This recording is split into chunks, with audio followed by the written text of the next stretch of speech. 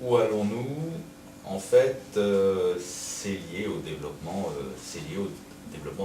notre environnement, c'est-à-dire l'Afrique de l'Ouest et plus loin, l'Afrique centrale.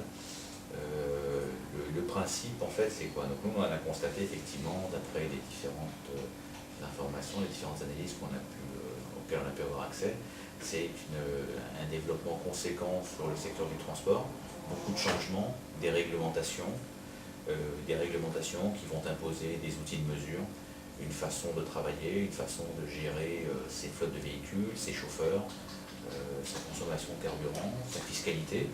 Et tout ça, en fait, toute cette réglementation, tous ces besoins, des données aussi, vous avez des investisseurs qui arrivent, qui sont là, certains déjà, nécessitent effectivement des outils et une capacité à réagir. Donc on a un service d'innovation qui se base sur de la prospective. Donc en fait, on a des rapprochements industriels avec des équipementiers, des opérateurs, des équipementiers dans différents domaines, mais liés au transport et au carburant, qui nous permettront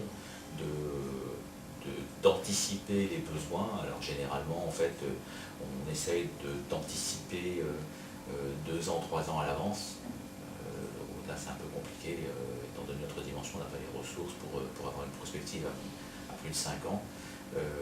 Ce qui nous laisse le temps, en fait, de financer cette R&D, équipement, interface, logiciel, préparation, formation, capacité de gestion de projet.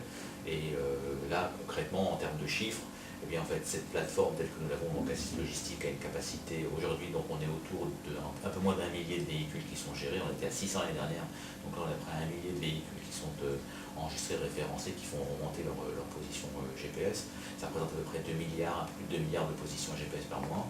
Donc imaginez la dimension des bases de données que ça représente.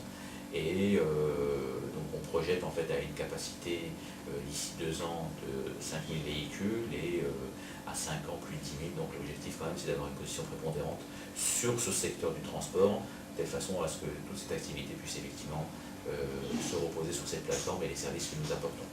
Alors au niveau de la monétique, c'est encore plus stratégique puisqu'en fait on a aujourd'hui une vocation à accompagner les pétroliers, je dirais de l'alpha à l'oméga au niveau de la monétique, que ce soit sur des cartes privatives, sur des systèmes de paiement plus traditionnels, EMP, Visa, avec l'interfaçage du carburant. Donc voici ce que j'achète mon carburant, combien j'ai reçu de carburant dans le réservoir, à quoi ça a été utilisé, est-ce que c'est rentable, c'est pas rentable, etc., etc., la maintenance du véhicule.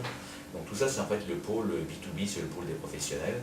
Et pour une clientèle de particuliers, donc là plus dans le consumer, dans le B2C, donc à travers un réseau de distributeurs, de revendeurs que nous avons identifiés et avec qui donc, pour l'instant les négociations sont en cours, c'est basé sur des équipements, j'allais dire, de véhicules légers, qui vont permettre en fait de faire communiquer le véhicule avec la tablette ou le smartphone de son propriétaire. Un équipement comme ça, voilà, il se branche dans le véhicule directement. Ça, vous n'avez pas besoin d'un ingénieur pour le câbler, ça se branche directement sur la fiche de maintenance du véhicule. Ça va communiquer avec des applications que vous allez retrouver sur votre tablette, donc c'est pas des choses qui sont compliquées. Vous aurez des statistiques sur votre consommation.